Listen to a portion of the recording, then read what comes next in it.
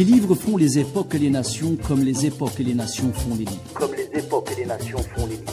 Pages africaines, l'univers des livres. L'univers des livres. Un espace quotidien pour évoquer cette littérature africaine. Son émergence, son évolution et son actualité.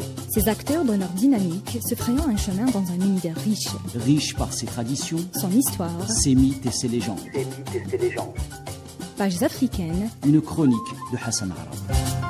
Bonjour à tous. Chali d'Harlem est un roman de l'écrivain sénégalais Lamine Diakhaté, publié en 1975.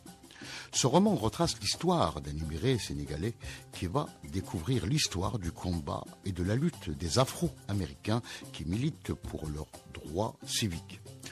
Au fil du récit, Diakhaté évoque certaines personnalités célèbres ayant marqué cette lutte, ainsi que les moments forts du combat des Noirs américains contre l'inégalité et l'injustice. Ce roman met en valeur également l'effervescence et le bouillonnement intellectuel qui agite les milieux afro-américains entre l'armistice de la Première Guerre mondiale et la fin des années 50. Ainsi, le personnage principal, Chali, se présente comme un témoin privilégié de l'essor de la puissance américaine avec son cortège de chômage massif et de dépôts de bilan.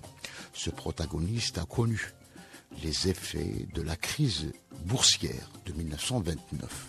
Dans ce roman, il se révèle l'ancêtre Moudou Moudou, l'immigré sénégalais actuel, dans une Amérique en proie aux convulsions de la lutte pour les libertés démocratiques. Les idées panafricanistes de Marcus Garvey, Webb Dubois et Claude Mackay faisaient fureur.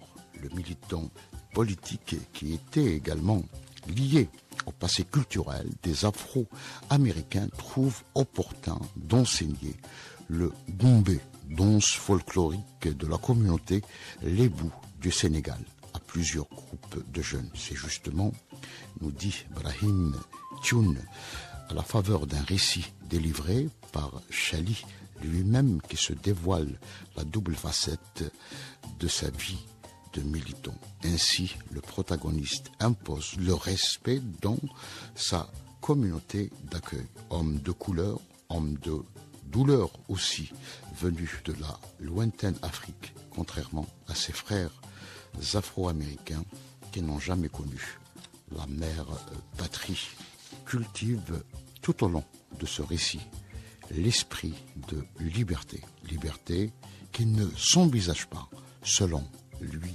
sans le retour aux sources, surtout sans le retour à la mémoire, la vive mémoire des Africains.